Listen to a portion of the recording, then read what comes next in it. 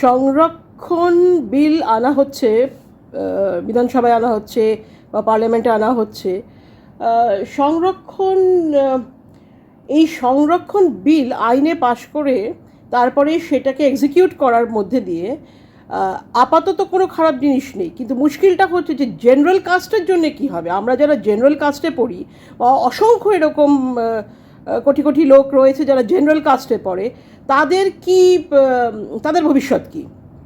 সুতরাং আপনারা বিভিন্ন এই সমস্ত যারা আইন তৈরি করে, আইন রক্ষক বা আইন মেকার্স যারা রয়েছে, বিল পাস করালো, পার্লামেন্টে বিল পাস করাচ্ছে, বিধানসভায় বিল পাস করাচ্ছে কিনা বিভিন্ন বিভিন্ন ক্ষেত্রে সংরক্ষণের।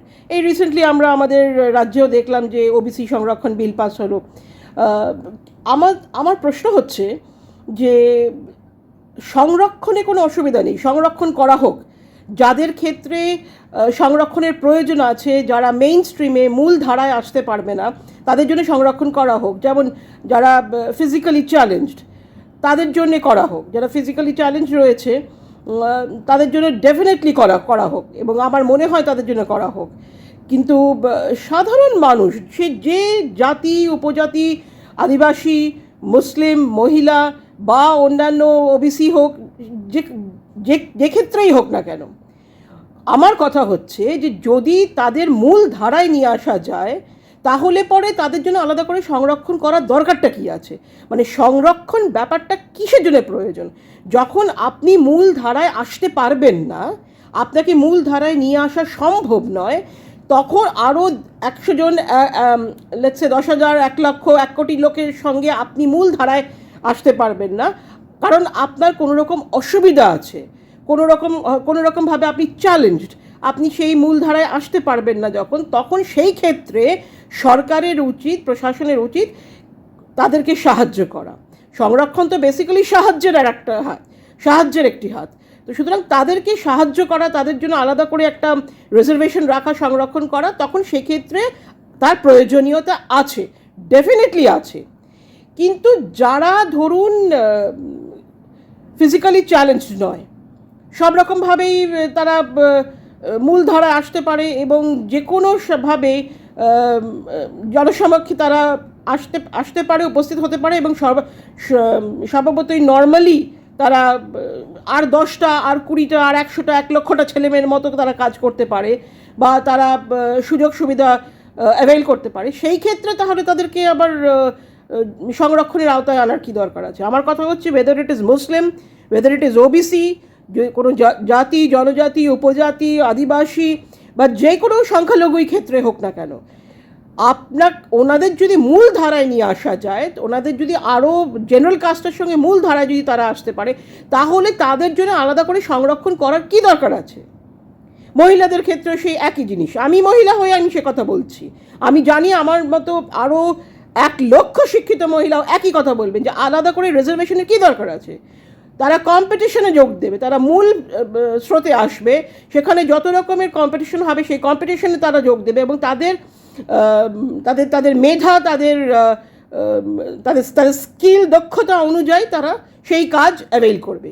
সেই কাজে যদি তারা যে পরীক্ষায় বসুক না কেন, তারা যদি সফল হয়, তাহলে তারা তাদের মেধার জোরে সফল হবে, দক্ষতার জোরে সফল হবে। আলাদা করে সংরক্ষণ করে তাদের ভোটটা পাওয়ার জন্য, এইগুলো তো বেসিক্যালি মানে ভোট পাওয়ার বিভিন্ন রকমের অঙ্ক।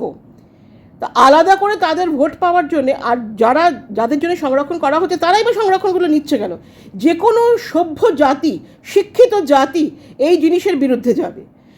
আমি বারবার বলছি, যাদের ক্ষেত্রে প্রয়োজন, তারা ফিজিক্যালি চ্যালেঞ্জ, তারা মূল স্রোতে আসতে পারবে না, মূল ধারায় যেতে পারবে না, তাদের জন্যে এর যথেষ্ট প্রয়োজনীয়তা আছে, এবং অবশ্যই, ডেফিনেটলি আবশ্যিক। কিন্তু যারা মূল ধারায় আসতে পারবে, মেইন স্ট্রিমে যারা আসতে পারবে, সে যে ক্ষেত্রেই হোক না কেন, তাদের জন্য আলাদা করে সংরক্ষণের কী দরকার আছে? আমি এটার কোনো বৈধতা মানি না, এবং আমি মনে করি না যে সংরক্ষণের কোনো প্রয়োজন আছে। এটা শুধু ভোট ব্যাংকের জন্য, এবং সেই সমস্ত পার্টিকুলার সেই স্ট্রিম অফ মানুষকে নিয়ে আসা যে দেখো তোমাদের জন্য আলাদা করে সংরক্ষণ করে দিয়েছি, তো আমাদের ভোটের বাক্সে তোমরা ভোট দাও। মুশকিলটা হচ্ছে যে জেনারেল কাস্টে যারা রয়েছে, যারা ধরুন জেনারেল কাস্টের ছেলে মেয়ে যারা রয়েছে আমাদের মতো, তারা তো আস্তে আস্তে সংখ্যালঘু হয়ে যাচ্ছে। 10-15%, এরপরে তো 10-15% জেনারেল কাস্টের জন্য থাকবে। তো জেনারেল কাস্টের ছেলেমেয়েরা কী দোষ করেছে? তাদের জন্য সংরক্ষণ করা হচ্ছে না কেন? জেনারেল কাস্টে কোনো সংরক্ষণ নেই। আমি তো বুঝতে পারি না, আপনারা যে ওবিসি বা ওখানে যে বিভিন্নভাবে লিখছেন জাতি, তফসিলি জাতি হিসেবে যাদেরকে চিহ্নিত করা হচ্ছে বা বর্ণিত করা হচ্ছে, তারা কোন অংশে কম যাচ্ছে? মহিলাদের জন্য সংরক্ষণ হচ্ছে, মহিলারা কোন অংশে কম যাচ্ছে? মুসলিমদের জন্য সংরক্ষণ করা হচ্ছে, মুসলিমদের কোন অংশে কম যাচ্ছে? বা কোনো রকম জাতি, উপজাতি বা আদিবাসী হোক, তারা কোন অংশে কম যাচ্ছে? তারা তো কোনো অংশে কম যাচ্ছে না। মানে তারা যদি আমাদের মূল স্রোতে এসে জেনারেল কাস্টের সাথে একইভাবে একই সঙ্গে সুযোগ সুবিধা অ্যাভেল করতে পারে বা করতে চায়, সেখানে অসুবিধাটা কোথায় আছে? তাহলে আলাদা করে তাদের জন্য সংরক্ষণ করার প্রয়োজনীয়তাটা কী, এটাই আমার জানতে ইচ্ছা করছে। এবং আমার মনে হয় আমার মতো পশ্চিমবাংলার লক্ষ লক্ষ কোটি কোটি মানুষের এই প্রশ্ন থাকলো, বিশেষ করে যারা যুব সমাজের ছেলেমেয়েরা রয়েছে, তারা নিশ্চয়ই জানতে চায় যে সমস্ত ক্ষেত্রে, সে শিক্ষায় হোক, পরীক্ষায় হোক, চাকরিতে হোক, যে কোনো ব্যাপারেই হোক না কেন, সরকারি সুযোগ পেতে গেলে পরে তাহলে এই যে রিজার্ভেশন করে দিচ্ছে, এই যে সংরক্ষণ করে দিচ্ছে, তার প্রয়োজনীয়তাটা কী? হ্যাঁ, সেখানে যদি ফিজিক্যালি চ্যালেঞ্জ, ফিজিক্যালি হ্যান্ডিক্যাপড কেউ থাকে বা থার্ড জেন্ডার যাদেরকে অবহেলিত করে রাখা হয়েছে, সেই ক্ষেত্রে ডেফিনেটলি আপনারা একটা সংরক্ষণ করতে পারেন। কিন্তু বাদবাকি ক্ষেত্রে যেখানে মানুষকে মূল স্রোতে আনা যায়, তারা সব রকমভাবে সুস্থ এবং স্বতন্ত্র স্বাভাবিক মানুষের মতো কর্ম করতে পারে, সেই ক্ষেত্রে রিজার্ভেশনের কোনো দরকার নেই। এটা হচ্ছে জেনারেল কাস্টকে জোর করে পিছিয়ে রেখে দেওয়া।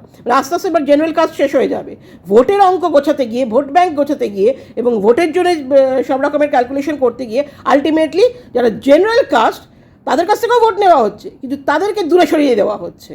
মানে তাদেরকে অলরেডি অলমোস্ট পদাঘাত করা হচ্ছে, লাথি মারা হচ্ছে যে তোমরা বাবা সরে যাও।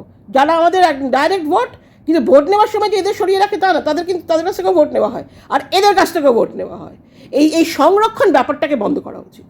এই সংরক্ষণ যেখানে দরকার সেখানেই দাও, বাদ বাকি কোনো জায়গায় সংরক্ষণ, কোনো সভ্য ভব্য শিক্ষিত দেশে পৃথিবীর কোথাও এরকমভাবে without any reason, without any proper explanation সংরক্ষণ কোথাও নেই।